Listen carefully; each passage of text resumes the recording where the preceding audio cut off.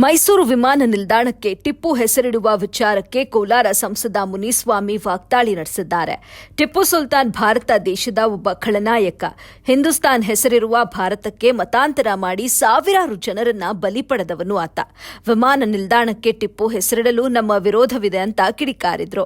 ಇನ್ನು ಕ್ರೂರಿಗಳು ಕೊಲೆಗಡುಕರ ಹೆಸರಿಟ್ಟರೆ ಬಿಜೆಪಿ ಉಗ್ರ ಹೋರಾಟ ಮಾಡಲಿದೆ ಎಂದು ಶ್ರೀನಿವಾಸಪುರ ತಾಲೂಕಿನ ಚಲ್ದಿಗಾನಹಳ್ಳಿಯಲ್ಲಿ ಮುನಿಸ್ವಾಮಿ ಕಾಂಗ್ರೆಸ್ ವಿರುದ್ಧ ಕಿಡಿಕಾರಿದ್ರು.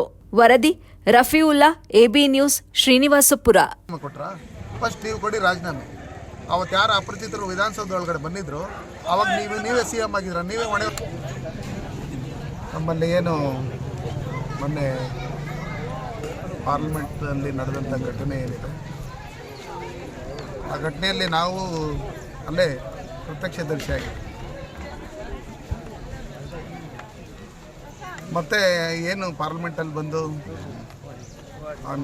ನಡೆದಂಥ ಘಟನೆ ಏನಿದೆ ಅದರಲ್ಲಿ ಅವನ್ನ ಹಿಡಿದುಕೊಡೋದ್ರಲ್ಲಿ ನಾನು ನಮ್ಮ ಜೊತೆಯಲ್ಲಿ ನಮ್ಮ ಸಂಸದರು, ನಮ್ಮ ನಳಿನ್ ಕುಮಾರ್ ಕಟೀಲ್ ಅವರು, ಅನೇಕ ಜನ ಸಂಸದರುಗಳಲ್ಲಿ ಭಾಗಿಯಾಗಿ ಮಾರ್ಷಲ್ಗೆ ಮತ್ತು ಸೆಕ್ಯೂರಿಟಿಗೆ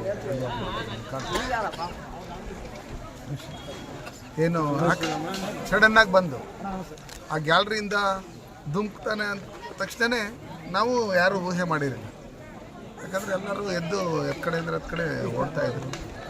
ನಾನು ಸ್ವಲ್ಪ ದೂರದಲ್ಲಿ ದೇಶದ ಸತ್ಪ್ರಜೆಗಳಾಗಿ ಇದು ಮಾಡಬೇಕು.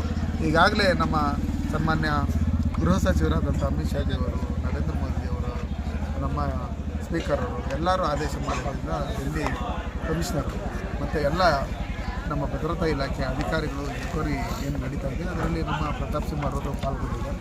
ಪ್ರತಾಪ್ ಸಿಂಹ ಅವರಲ್ಲೂ ಪಾಲ್ಗೊಂಡು ಏನು ನಡೆದಿದೆ ಏನು ಎತ್ತ ಅಂತೇಳಿ ಬಂದು ಈಗಾಗಲೇ ಕಾಂಗ್ರೆಸ್ ಸರ್ಕಾರ ಇದ್ದಿದ್ದರೆ ಇವ್ರನ್ನ ಅರೆಸ್ಟ್ ಒಳಗಡೆ ವರ್ಷಗಳಾಗ್ತಾಯಿತ್ತು.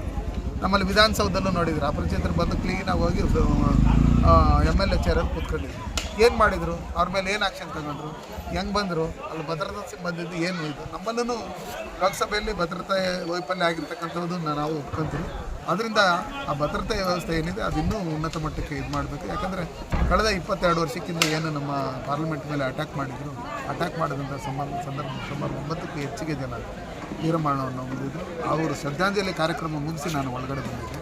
ಆ ತಕ್ಷಣ ಅವತ್ತೇ ನಡೆದಿದೆ ಅಂದರೆ ಇದ್ರ ಹಿಂದೆ ಉಗ್ರಗಾಮಿಗಳು, ನಕ್ಸಲೈಟ್ಗಳು ಇವ್ರಿಗೆಲ್ಲ ಕೈವಾಡ ಇದೆ ಅಂತ ಹೇಳ್ಕೊಂಡು ಎಲ್ಲರೂ ಗೊತ್ತಾಗ್ತದೆ. ಒಂದು ಕಡೆ ನಮ್ಮಲ್ಲಿ ಖಲಿಸ್ತಾನ ಅವರು ಏನು ಬೆದರಿಕೆಗಳಾಗ್ತಾ ಇದ್ದದ್ದು ಇದನ್ನೆಲ್ಲ ನೋಡಿದಾಗ ಸನ್ಮಾನ್ಯ ನರೇಂದ್ರ ಮೋದಿ ಅವರು ಪ್ರಧಾನಮಂತ್ರಿ ಆಗಿರ್ತಕ್ಕಂಥ, ಸನ್ಮಾನ್ಯ ಅಮಿತ್ ಶಾ ಅವರು ಗೃಹ ಮಂತ್ರಿಗಳಾಗಿರ್ತಕ್ಕಂಥದ್ದು ಇಂಥವದಕ್ಕೆಲ್ಲ ಬಾರ್ಡ್ರಲ್ಲಿ ಪಾಕಿಸ್ತಾನ ಮತ್ತು ಏನು ಚೈನಾ ಬಾರ್ಡ್ರಲ್ಲೇ ಇವತ್ತು ದೇಶದ ತಂಟೆಗೆ ಬರಬೇಕಂದ್ರೆ ನ್ಯೂಸಲ್ಲಿ ಯೋಚನೆ ಮಾಡ್ತಾ ಇರ್ತಕ್ಕಂಥ ಸಂದರ್ಭದಲ್ಲಿ ಆಂತರಿಕವಾಗಿ ಒಳಗಡೆನೇ ಇದ್ದು ನರೇಂದ್ರ ಮೋದಿಯವರ ಪಾಪ್ಯುಲಾರಿಟಿನ ಸಹಿಸೋಕ್ಕಾಗದೆ ಈ ಥರ ಕೆಲವು ಕೃತ್ಯಗಳನ್ನು ಏನು ಮಾಡ್ತಾಯಿದ್ದಾರೆ ಇದು ನಿಜಕ್ಕೂ ಒಳ್ಳೆಯ ಬೆಳವಣಿಗೆ ಅಲ್ಲ.